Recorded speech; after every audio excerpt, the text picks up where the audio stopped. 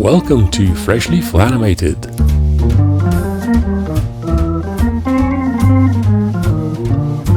In this presentation, we'll lay the technical foundations of how to approach the animation of a perfectly looping walk cycle, especially avoiding the all too common problem of sliding feet, which is to be seen not only in flash animation but in traditionally drawn frame by frame animation done by inexperienced animators who lack fundamental knowledge. I'll walk you through the basics of how to set up your flash file and what to look for, and we will only animate the most primary of the primary actions, which is the feet.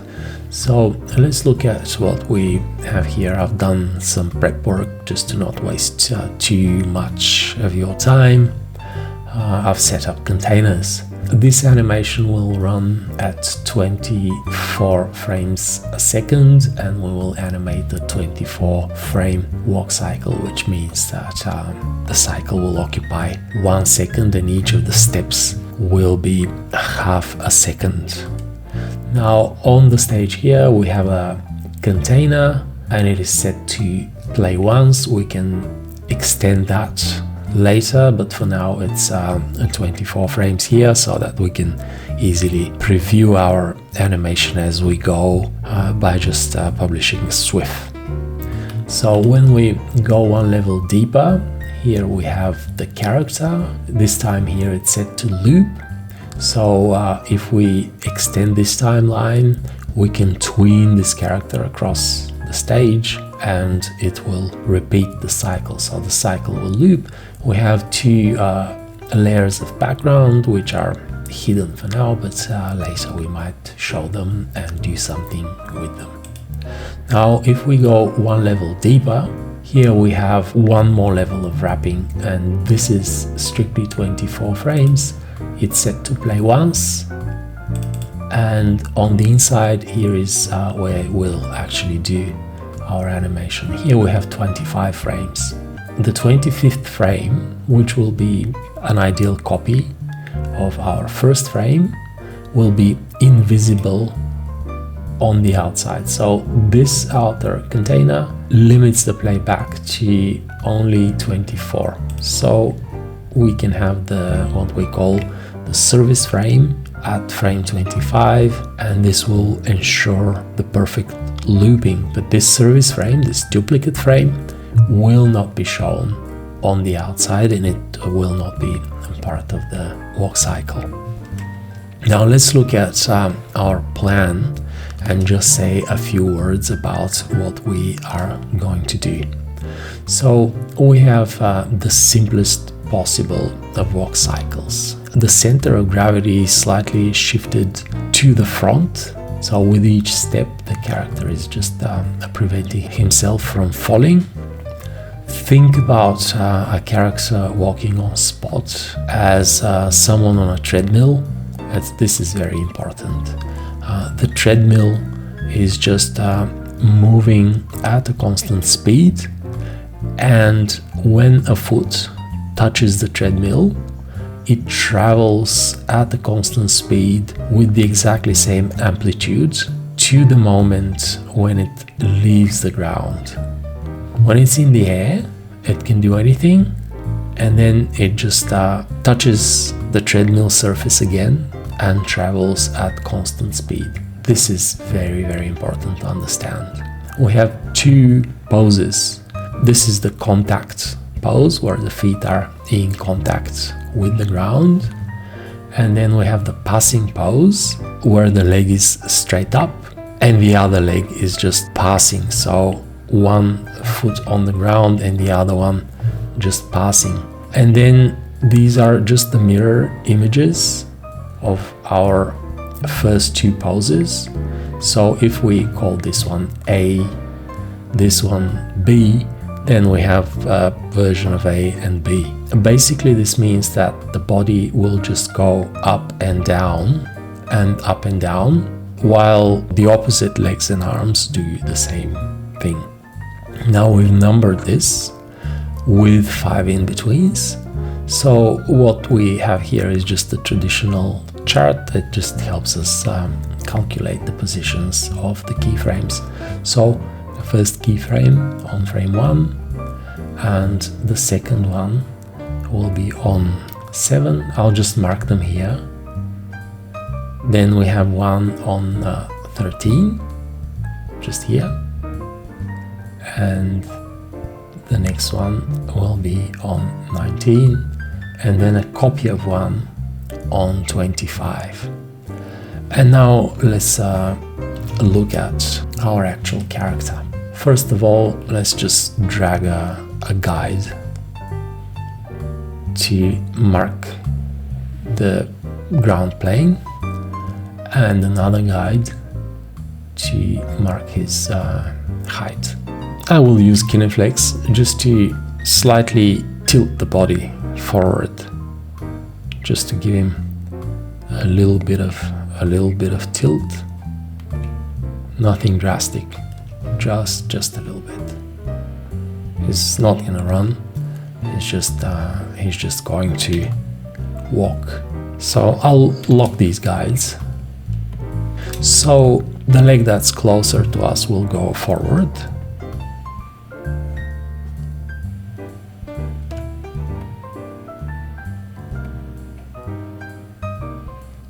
Kind of like this. And the leg that is away from us, or further away from us, will go backward. Kind of like this. This is a very, very, very wide stride. So more like this. I'm not gonna do a very, very large one, something that looks as natural as possible. Something like this. Now I'll hide the effectors and move the whole thing down and make sure that both feet are on the guide. I'll hide the shadow. Now what I'll do is I'll just remove the legs. For this exercise, we don't need the distraction of the legs. As I said, we want to really focus on the most basic thing, which is how to animate the feet in a perfect loop. I will at this stage not deal with the arms as well. I'm not going to delete them. I'll only just put them in somehow in a neutral position. Okay, I'll use the effector for this one. Okay, the only thing that I will deal with initially would be the feet. So let me just find where the feet are and put them at the bottom. Foot and foot. I'll just give one blank layer to separate them so that I can see them more easily. Okay, we don't need any more of those effectors for now. I'll have another guide here. So let's imagine that this will be our amplitude of the torso going up and down, at least for now. Now this is my low torso. And now what I will do is I will, holding down Alt, I will make this foot horizontal on the guide, and I will make this foot horizontal on the guide. Like this. Has to be done perfectly. Okay, this is our frame 1. Frame 25 for the feet will be the same as frame 1, so I'll just create a keyframe here, and this here will have to be the exact opposite, right? So what has to happen is that this foot, the one here indicated drawn in blue, has to slide and become this foot. So if we go to this keyframe, look at the blue foot, go here, change the layer order. This this is the one that's closer to us. Now I'll just get rid of this other foot. I'll delete the layer entirely. I'll only leave myself with one foot. Now this is very important to understand. I'll tween this foot here. From the point of contact to the point when the foot leaves the ground, we move in a completely even fashion. The spacing between these has to be perfectly even. A normal tween without easing will give us that. We don't want this first frame to look like this. We want it, as you remember, when it contacts the ground, it has to be at an angle. So I will lock this frame, second one, by putting a keyframe here, and then I'll go to frame 1 and lift the foot at an angle. Also, this one shouldn't look like this. I'll lock this one and then lift the heel and put the toes on the ground line. Now let's look at our offset. Now this here is the heel. Let's look at a few of these. So look at the offset.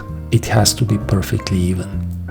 So we will need to make sure that this is perfectly even, like these other ones. It has to be absolutely perfect.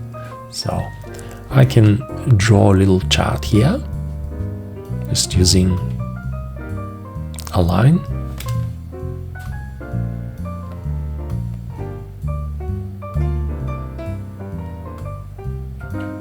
This will be our offset graph.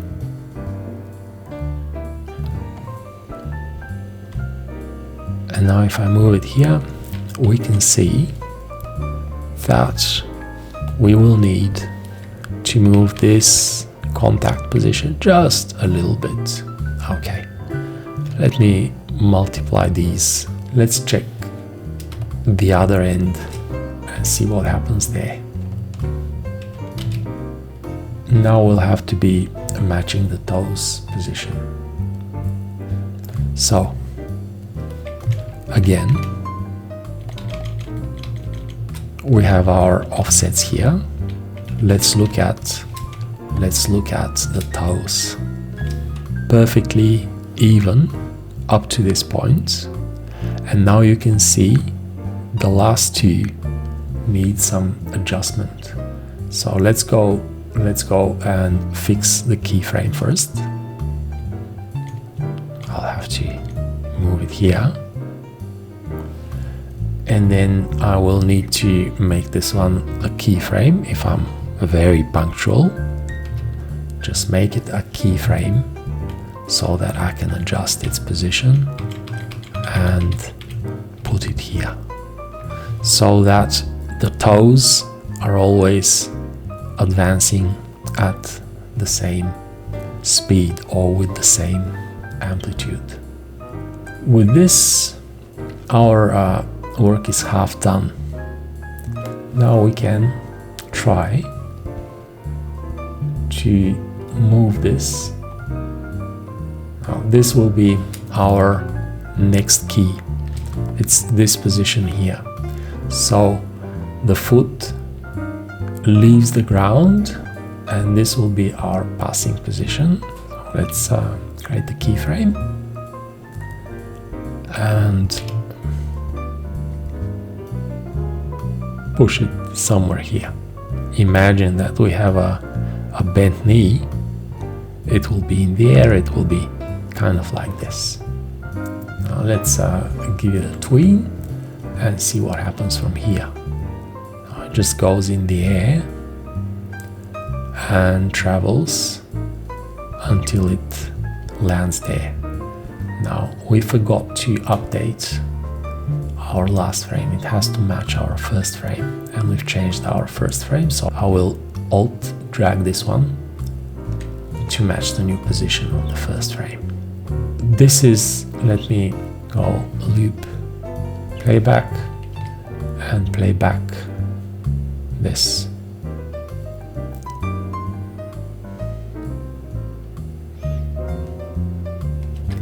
Now there is a bit of an unpleasant drag here, and let's look at the in-betweens, and see why that is. The reason is that we have much less movement here in this area, and it appears that the foot is slowing down than what we have here in this on this side of the tween. So how to deal with this? We'll deal with this by pushing this foot backward a few more frames. Let me just grab this graph and move it here and give this leg 2 more frames of going backwards. So I'll get rid of the tween, create another keyframe here, and drag it up to this point. Now it will go like this. The heel will go further off the ground, okay, tween, and then another tween here. Now let's look at it again.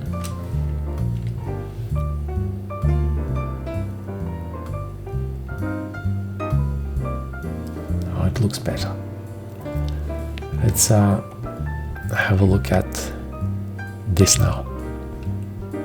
We can, if we like, lift it further just a little bit, create another keyframe here, just a little bit up, and prepare it for attacking with the heel. So just a little bit of a nicer movement there. Okay.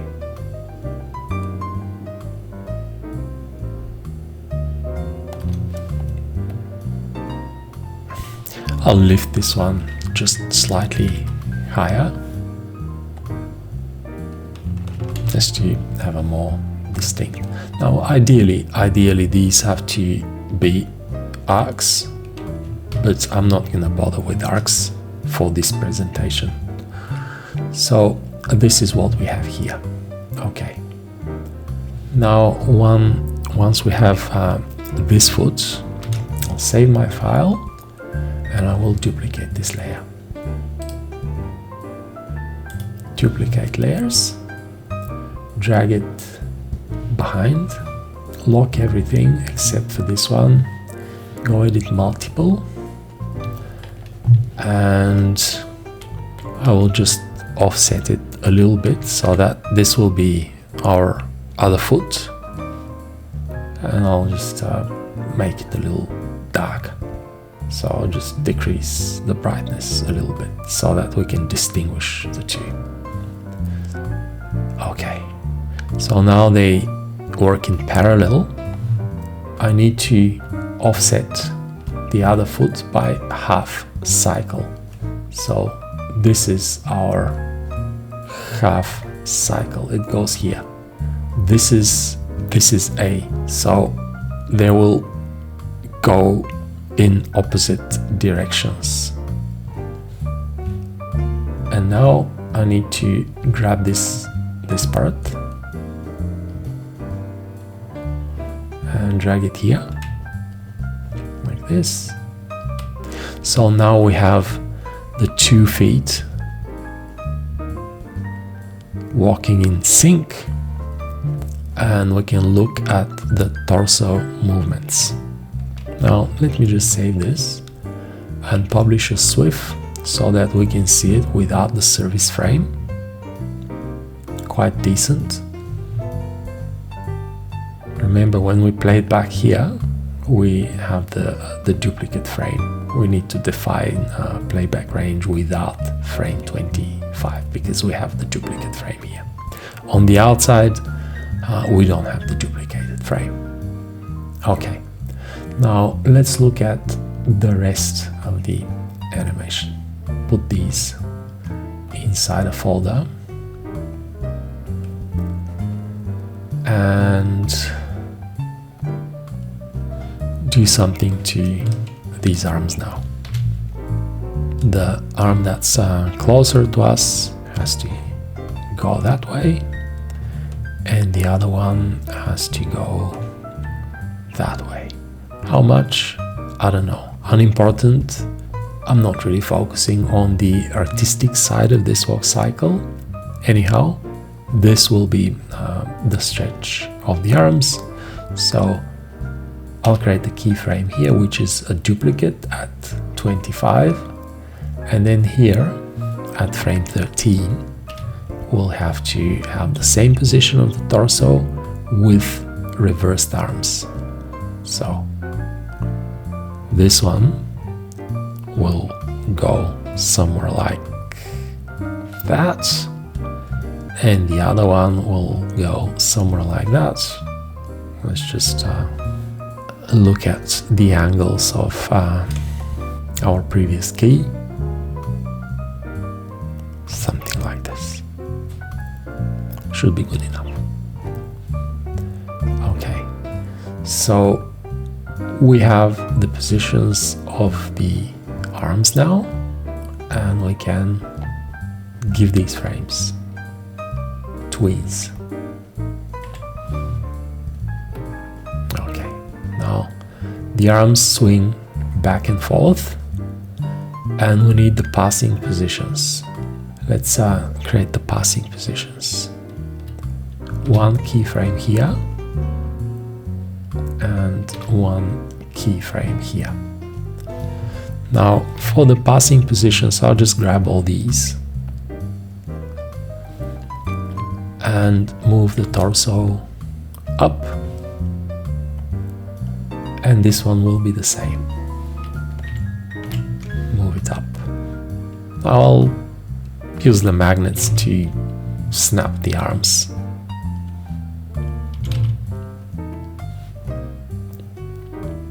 The arms going, this one swinging to the right will supposedly have some delay, and this one swinging in that direction will have some delay. So ideally, without overdoing it, I'll give this one, just straighten it a little bit here in this keyframe, and I will just give this one just a little delay. And here they go in the opposite direction, so a little bit like this, and then let's see how I can grab this other one, which is going from back forward. So and let's see,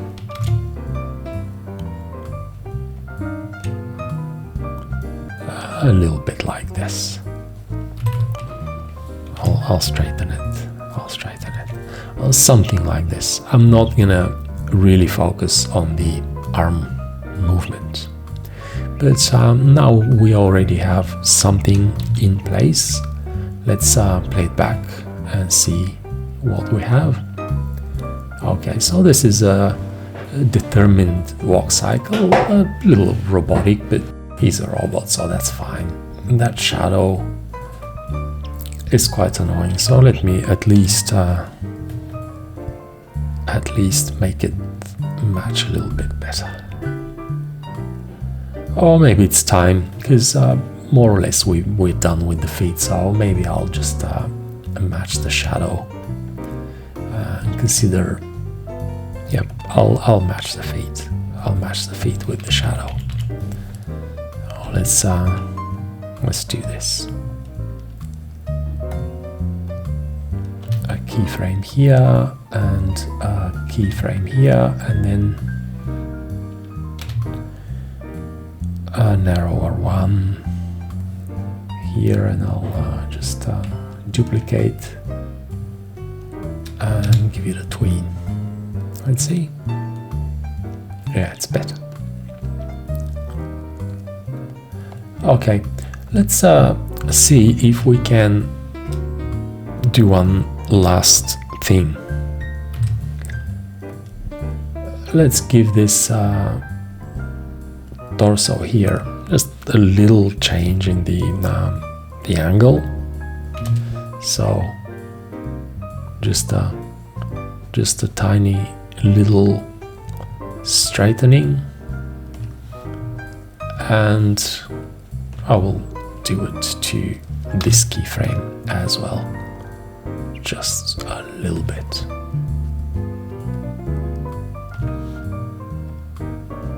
They should be identical or almost, so that there is just a little bit of movement.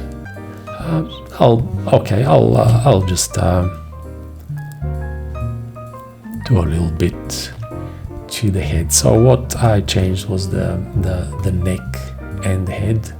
So I'll basically copy the neck here and here, and the head here and here, so that the positions match.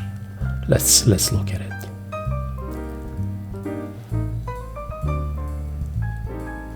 Okay, the last thing that I will do for now on this walk cycle is that I will select these and just toggle layer parenting on for these layers, so that we get the arms to swing along arcs.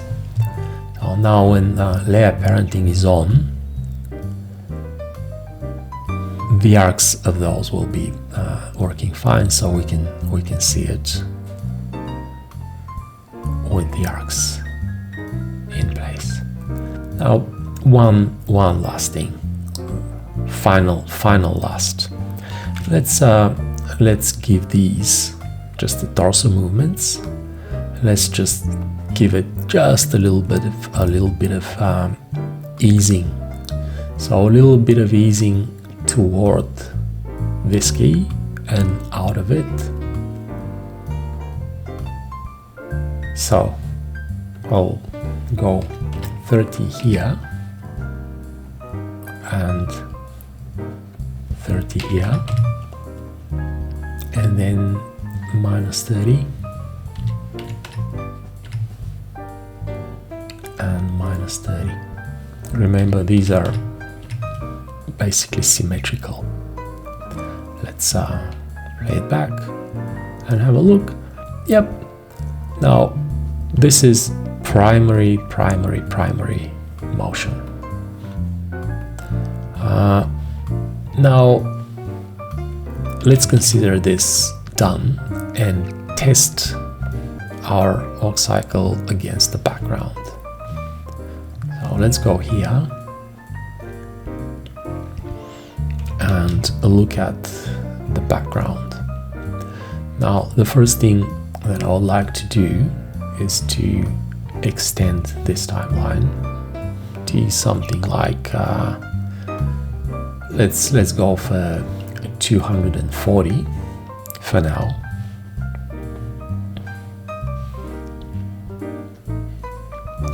And see if we can tween this across the background and make sure that nothing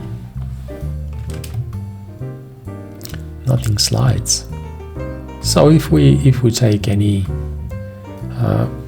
let's just start from this point and look at the position of the toes on the footpath. It's locked. So let us just go classic tween. I'll go sync and just give it another keyframe and move the character. Let's just move him out of the frame and see how we go. Now we have the feet are sliding backward, which means that he progresses very slowly. We need to slide this key to the left. The same amount of movement should happen in fewer frames. Still further to the left. Now he goes forward, right? Okay. So.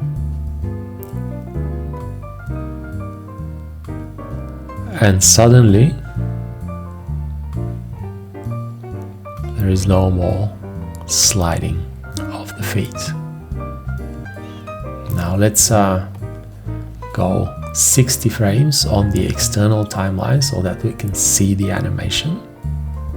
60 frames and play it back. Oops, sorry, should have switched the background on. Let me just show the backgrounds.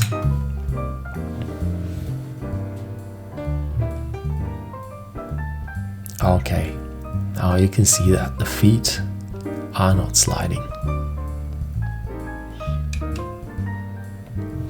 Now we'll do something else. Instead of having this, I'll get rid of this tween and this keyframe,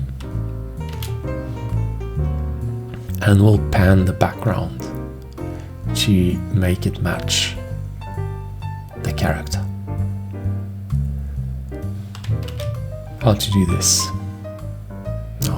I'll hide the underlay for now and only deal with this background. Now let me just create another layer for a second so that I can show you how this background is prepared. Now we have this background loops, so there is a section at the end which is exactly the same, as you can see. So I'll match this perfectly. Zoom in and match it. So this will result in one perfect loop, right?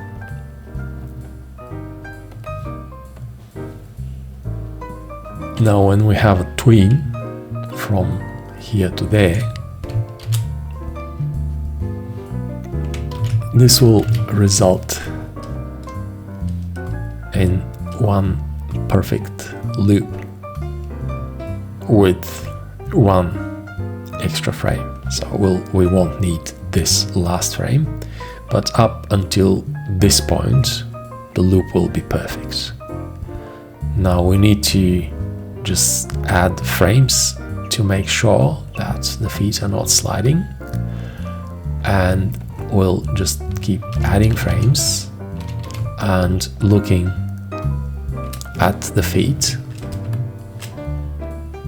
So let's see how do the feet work with the background. It's pretty close. Maybe the footpath travels a little bit too fast.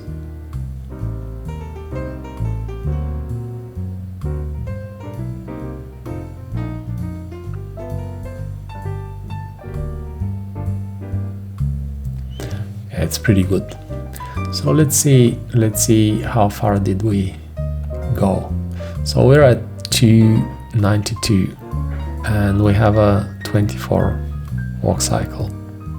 So let's divide 292 by 24 and see, it's 12 cycles. So 24 by 12, 288. So we must go up to here. So 289 is our frame. we have to get rid of all these. We have to extend all these. And on the outside, we have to show only 288 frames so that we don't see this last frame, right? So 288. 288. Just here. Okay, let's play it and have a look at what we have.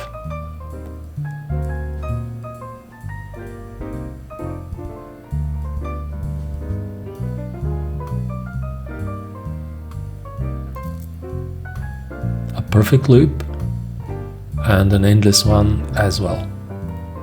Now let's do something about this underlay.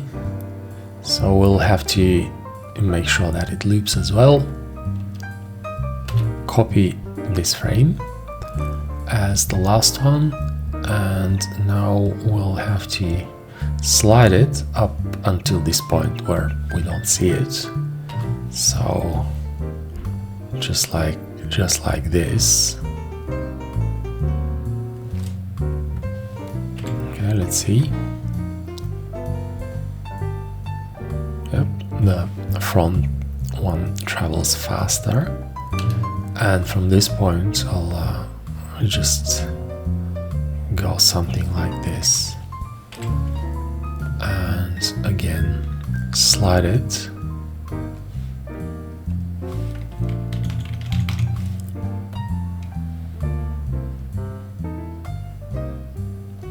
A little bit more.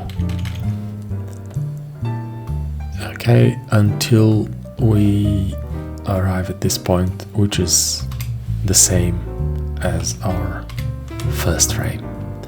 Okay, so let's just look at the whole animation again.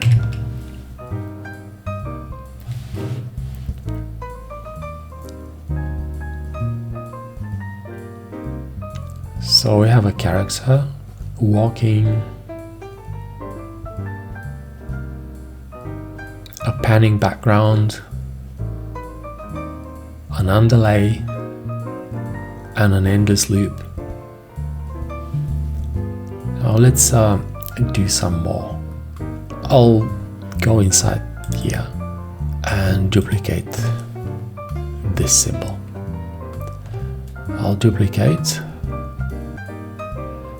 and duplicate the symbol as well, so that we create a copy. We'll just move it further.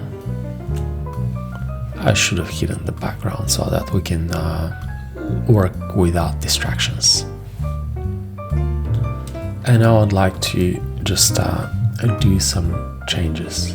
What I wanted to convey here is something that I mentioned at the beginning, that what is important about the character of the walk is that we can do anything with the foot that's in the air, as long as the one that is on the ground travels at constant speed. So let's just give the foot in the air some variation. I will again delete this back foot and only work with one. So I'll unlock this layer and lock everything else. Now we can do nothing to this part, but what I want to show you now is how we can alter the character of this walk by changing some of these keyframes. So let's imagine that we would like to lift this foot higher and attack the ground from a higher position. Swing it forward, going lower like this. Let's look.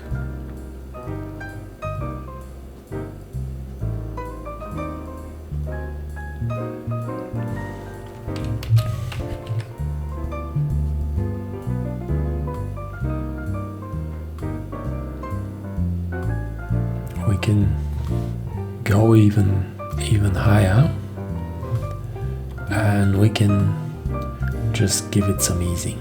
So let's go 30 or 40 going toward this frame, and then -30 going out of it, so that there will be a little bit of hold here. Let's look. Sorry, let's look. So the in-betweens will be just going closer toward this frame, and then just falling harder on the ground.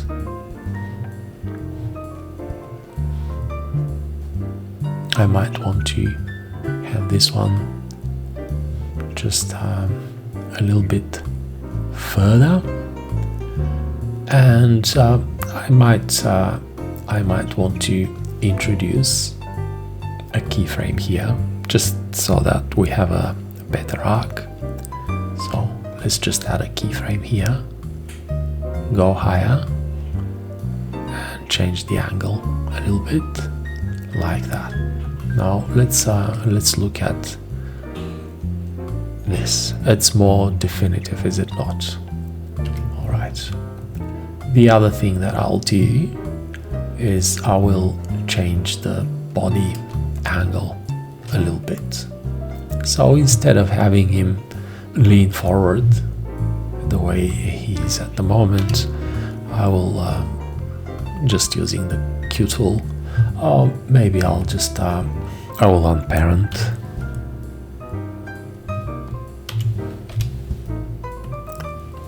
and then use Kineflex.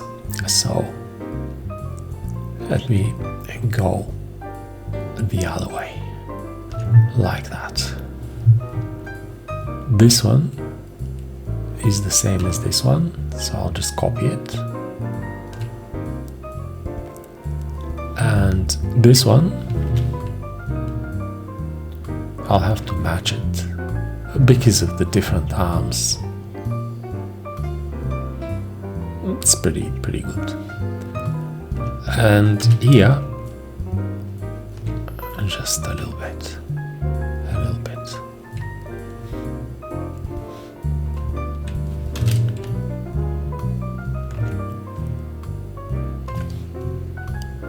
Okay, so they're quite similar.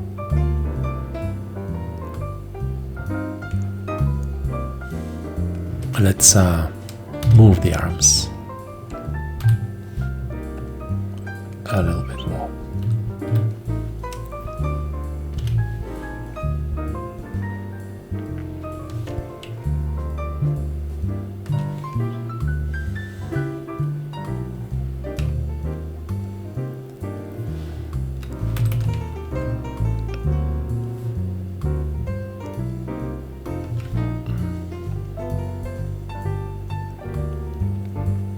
Let's play it back, have a look.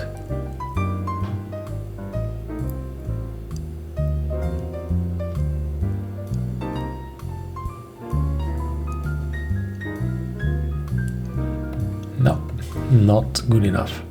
I want to have a more distinct change, so I'll lean this one forward then, so that we have a much bigger difference in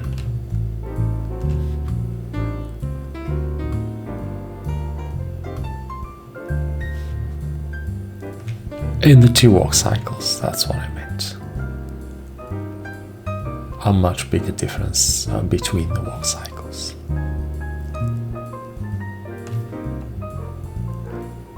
Okay, consider it done. So I'll again layer parent these. Okay, lock them, hide the controllers, and I'll have to duplicate and offset the foot again. So duplicate the layer, drag it behind, unlock, select multiple,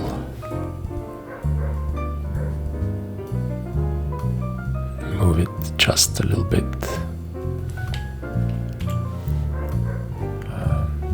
Darken it. And now offset half a cycle. So just up to here. So drag it to here. And then grab this second half and bring it back and remove this, which is unnecessary. Okay, now let's see what we've done.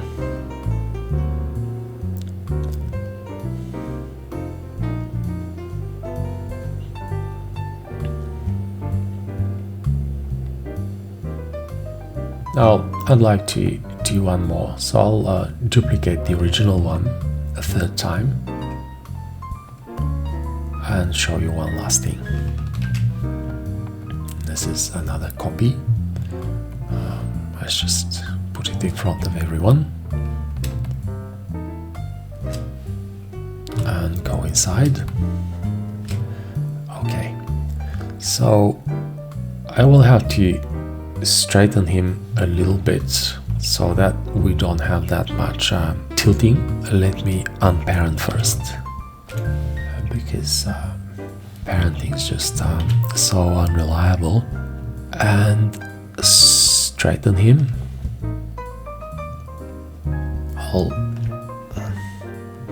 I'll make him kind of like look up a little bit to appear a little happier. I'll change this angle as well. Okay, that's good enough. Copy this one here.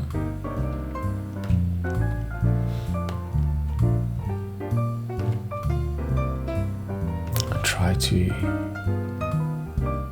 match it as well as I can. That should be good enough. Now I'll try to do a double bounce. So what's important to understand about double bounce walk cycles is that the passing position is actually the lowest one in the cycle rather than being the highest one, and we'll have to introduce two high positions on both sides. So I'll go 1, 2, 3 for this one, and 1, 2, 3 for this one, and then just here in the middle do another 1, 2, and here in the middle do another 1, 2, and here in the middle go up, and here in the middle go up. Let's look at what we've achieved. There you go. It's a completely different type of walk cycle.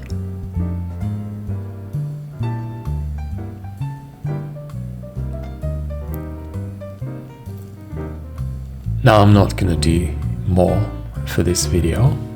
I will only go outside and show you one last thing. I'll just zoom out a little bit, just a tiny little bit.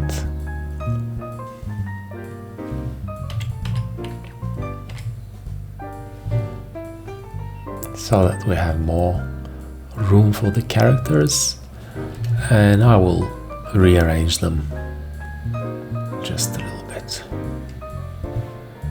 So we'll have the double bounce like this, and then I'll move this guy to be the last, and this one to be in the middle. Okay, so this is it. I'll end this video here by just playing back the loop so that we can enjoy what we've done.